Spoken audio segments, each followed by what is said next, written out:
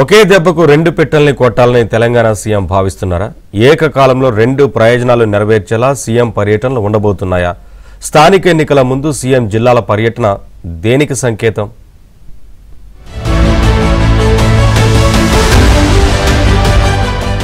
జూబ్లీహిల్స్ ఉప ఎన్నిక గెలుపుతో జోరు మీదున్న సీఎం రేవంత్ పంచాయతీ ఎన్నికల్లో సైతం తన మార్కు చూపించేందుకు సిద్ధమయ్యారు. ప్రభుత్వం ఏర్పడి 2 ఏళ్లు పూర్తవుతున్న క్రమంలో ప్రజాపాలన విజయోత్సవాలను ఎన్నికలకు జోడిస్తే బాగుంటుందని సీఎం భావిస్తున్నారు. ఇప్పటికే చీరల పంపిణీతో ప్రజల నుండి మంచి పాజిటివ్ రెస్పాన్స్ వస్తోంది. ఇక ఈ సమయంలో రాష్ట్రమంతటా తిరిగితే బాగుంటుందని, అందుకు అనుగుణంగా రూట్ మ్యాప్ సిద్ధం చేయమని సీఎం తన టీంకి చెప్పినట్లు తెలుస్తోంది. సీఎం జిల్లాల పర్యటనలో ప్రభుత్వం చేసిన అభివృద్ధి, సంక్షేమ కార్యక్రమాలను ప్రజలకు వివరించనున్నారు. వాటితో పాటు స్థానిక సంస్థల ఎన్నికల్లో ప్రభుత్వానికి మద్దతు తెలిపితే కలిగే ప్రయోజనాల గురించి సీఎం ప్రజలకు చెప్పే అవకాశం ఉంటుందని హస్తం నేతలు భావిస్తున్నారు. డిసెంబర్ 1 నుండి 7వ తేదీ వరకు రాష్ట్రంలో సుడిగాలి పర్యటనలు చేపట్టాలని సీఎం కసరత్తు చేస్తున్నారు. ఇప్పటికే సీఎం రేవంత్ కొడంగల్ నుండి స్థానిక సంస్థల ఎన్నికల శంఖారావాన్ని పూరించారు.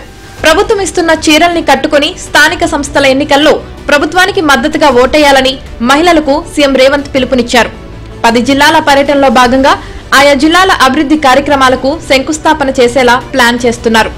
ఇక ప్రతి ఉమ్మడి జిల్లాలోని ఒక నియోజకవర్గంలో సీఎం సభ నిర్వహించి 2 ఏళ్లలో రాష్ట్రానికి ఆయా జిల్లాలకు చేసిన అభివృద్ధి పనులను సీఎం వివరించనున్నారు.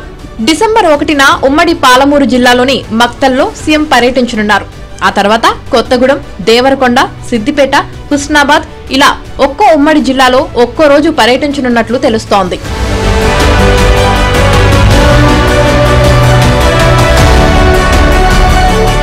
సీఎం పర్యటనలు అభివృద్ధి కార్యక్రమాలకే పరిమితం కాకుండా స్థానిక సంస్థల ఎన్నికల ప్రచారంలాగా ఉపయోగించుకోవాలని హస్తం నేతలు భావిస్తున్నారు. ఇక జిల్లాల పర్యటనలో భాగంగా ఉస్మానియా యూనివర్సిటీ వేదికగా అన్ని యూనివర్సిటీల విద్యార్థులతో ఒక సమావేశాన్ని నిర్వహించేలా సీఎం ప్లాన్ చేస్తున్నారట. గత 10 ఏళ్లలో విధ్వంసమైన విద్యారంగాన్ని 2 సంవత్సరాల్లో కాంగ్రెస్ ప్రభుత్వం పట్టాలు ఎక్కించిందని, ఇక రానున్న కాలంలో విద్యారంగంపై ప్రభుత్వ విజన్ను విద్యార్థులకు సీఎం రేవంత్ వివరించనున్నారు.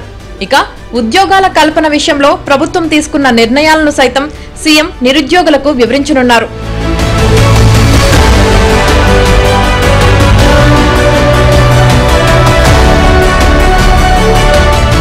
ఇక జిల్లాల పర్యటన అనంతరం డిసెంబర్ 8, 9వ తేదీల్లో తెలంగాణ రైజింగ్ గ్లోబల్ సమిట్ ను ప్రభుత్వం నిర్వహించనుంది.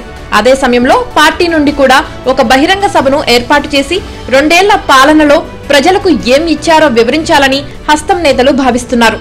సీఎం జిల్లాల పర్యటనతో అటు ప్రభుత్వ పథకాలను వివరించడం, అభివృద్ధి కార్యక్రమాలకు శంకుస్థాపనలు చేయడం పూర్తవుతుంది.